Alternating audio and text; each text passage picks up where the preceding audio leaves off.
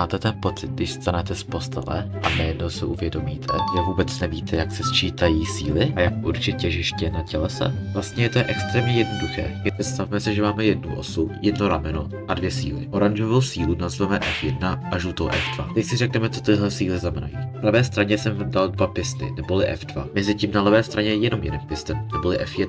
Všimněte si, že u F2 se glowstone pohne o jeden blok navíc. Co když mám zápornou sílu? Záporná síly míří vždy opačným směrem. Takže první piston bude mířit opačným směrem. Tím pádem se náš glowstone posune o jeden blok dozadu. Tím můžeme říct, že kladné síly sečteme a záporné síly odečteme. Výslednou sílu dostaneme tak, že všechny síly sečteme do jedné síly. V tomto případě se F3 bude rovnat 1 plus 2 neboli 3 newtony. A teď musíme zjistit délku ramena síle F3. Dejme tomu, že délka červeného ramena jsou 2 metry. Osu si zvolíme u glowstone pomocí vzorečku na moment sil, která říká, že součet všech momentů sil nám dává jeden výsledný moment síly. Moment síly definujeme jako sílu krát vzdálenost od osy, neboli F krát D. F1 má působiště tady a F2 má působiště tady. Uvědomte si, že působiště síly F1 leží přímo na ose.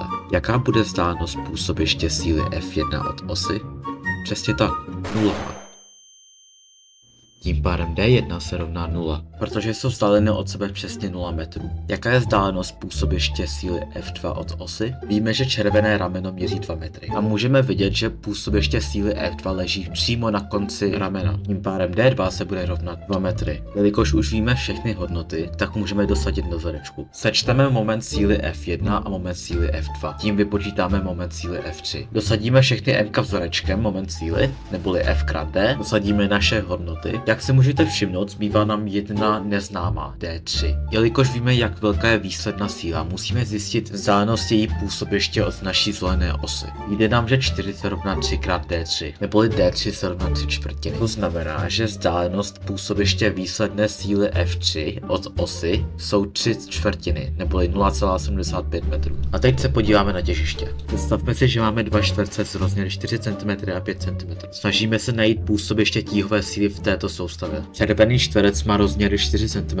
mezitím oranžový má rozměry 5 cm. Představme si, že tato soustava čtverců leží na nějaké rovině. Každý individuální těleso působí tíhovou sílou směrem dolů. Pokud tyto čtverce zkombinujeme, celá soustava bude mít jednu výslednou tíhovou sílu. A my chceme vědět, kde leží těžiště, neboli působiště tíhové síly.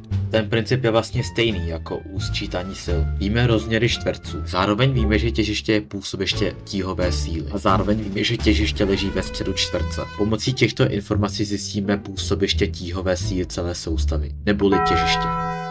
První musíme vypočítat výslednou tíhovou sílu. Jako u skládání sil sečteme všechny síly dohromady a vznikne nám jedna výsledná síla. Pomocí stejného vzorečku pro moment síly vypočítáme výsledný moment síly. V našem případě je F3 tíhová síla celé soustavy a snažíme se najít vzdálenost osy od působiště síly. A působiště tíhové síly je těžiště, což je to, co hledáme. D1 a D2 budou individuální rozměry čtverců. Jelikož víme, že těžiště leží ve středu čtverců, můžeme čtverce rozdělit na 4 části. Každý obdélník má svou šířku podle toho, v jakém čtverci leží. Můžete si všimnout, že čárky dělí čtverce na polovinu a to bude hodně důležitý. Dosadíme F1 a F2. Vypočítání D1 a D2 bude trošku komplikovanější. První si musíme zvolit osu. Já si ji zvolím tady. Pak musíme najít působiště síly F1 a to je tady. Vzdálenost působiště síly od naší osy bude D1.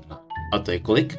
Přesně tak, 2 cm. To stejný uděláme u síly F2. Najdeme působiště síly F2. To bude tady. A teď spočítáme vzdálenost působiště síly F2 od osy. A to bude kolik? Nejdřív se koukneme na individuální rozměry. Můžeme spatřit, že D2 leží na tyto 3 rozměry. 2 cm, dalších 2 cm a 2,5 cm. Tyto 3 hodnoty sečteme dohromady a získáme, že D2 se rovná 6,5 cm. Do vzorečku dosadíme D1 a D2. Hodnoty vynásobíme. Dostaneme, že 3 krát D3 se rovná 15. Obě strany vydělíme 3. Dostaneme, že D3 se rovná 5 cm. Co to ale znamená? Díky tomu, že teďka víme vzdálenost působiště síly F3 od osy, tak můžeme určit těžiště. Jelikož jsme si osu zvolili tady, tato vzdálenost od působiště síly bude D3. A teď už víme, že těžiště leží 5 cm od naší osy. A to je všechno. Děkuji za pozornost.